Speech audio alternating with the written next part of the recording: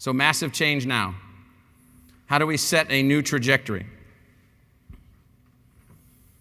Well, how about continuous innovation of ourselves? My own view is that we spend far too much time complaining about everybody else, and far too little time looking in the mirror. Far too little time saying to ourselves, why is it that public higher education doesn't perform as well as public K through 12? Why is that?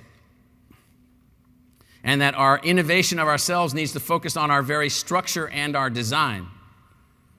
One of the things that we've done at ASU is we've eliminated a lot of unnecessary bureaucratic expenditures as a function of maintaining social constructs, also known as disciplines, that we thought could be more productive in other constructs known as living, breathing, interactive, dynamic, transdisciplinary schools. We eliminated over 60 of those entities and restructured them, 60 departments and units and colleges, and restructured them in new ways, structure and design, teaching and learning. It is not the case that the only way for a student to learn is in a small class with a professor at the front of the classroom writing equations saying, I hope that you get this. I had a professor once that walked to the front of the room. This was at Syracuse, by the way.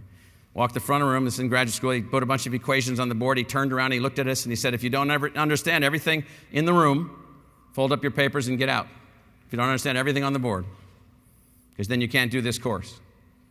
Now, I understood everything that was on the board. I folded up my papers and I left the room, hoping to never see that guy again. That's not a teacher. That's not how a teacher starts a conversation. And so this notion of teaching and learning, continuous innovation in the process of teaching and learning, go back to the slides with the numbers, our present methodological format, our present pedagogical format. We ran some back-of-the-envelope numbers to see what fraction of the economy it would take to educate people in the same methodological approach as the last 50 years in the numbers necessary going forward, and it's not affordable. It makes healthcare look like a small budget item. And then efficiency and effectiveness. We've actually decided to make one of our mantras at my institution actually lowering our cost to degree, which we have done.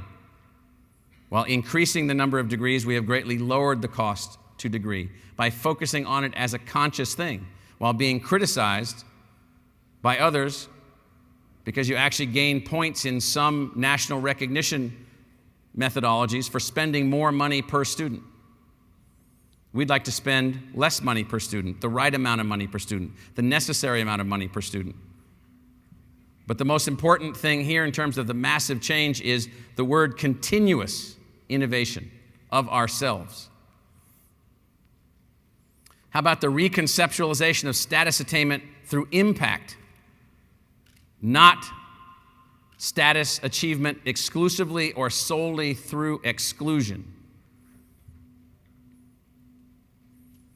Now, we don't have time in this talk for me to take this particular item and deconstruct it to the level that it should be, but I would argue to you that the way that we have evolved in the United States is an exaggerated, hyper-sized, inflated British system of social status derived through the qualifications necessary to enter the college that you might be so blessed to be able to enter.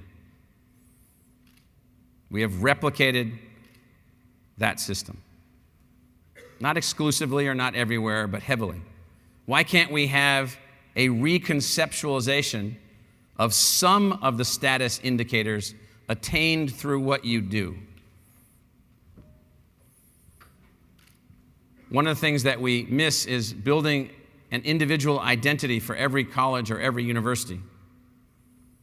What do I mean by that? I've been an advisor off and on through the years for the French Ministry of Science and Technology and Research, of Higher Education and Research.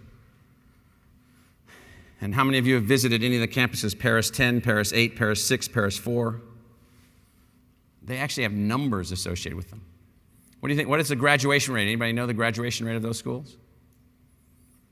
It's well under 50, many are under 40, some are under 35%. They're just numbers. They're just generic public schools. And if you really have any merit, you'd go to one of the La Grande Écoles in downtown Paris or somewhere else where you actually have an admission standard requirement that gets you into the school, and then everything works wonderful. How about building an identity for every college? Oops, wrong direction. Now, here's something that we apparently haven't figured out how to address. How do we embrace the challenges of growth and economic diversity? Those slides that I was showing you earlier said that we have not succeeded in educating talent distributed throughout the entire spectrum of our socioeconomic classes. We have not embraced it. We actually have colleges and universities that have as one of the principal mechanisms for their admission, not to a private university, set them to the side, public universities, which admit based on family income as the dominant predictive variable. Not all, and many have ways that they work very hard to get around this, I understand. But the data that I showed you, the aggregate national data, that wouldn't be a line sloped that way or a straight line quite at that level unless we had figured out how to embrace the challenges of growth and economic diversity. We need to learn to teach the broader realms of intelligence and ability. How do you teach people who have high emotional intelligence quotients or high tactile or spatial intelligence quotients, who might not be superior in verbal or analytical intelligence, which is what the SAT and ACT test heavily measures? What about the broader ways in which people think, the broader ways in which creativity can be activated?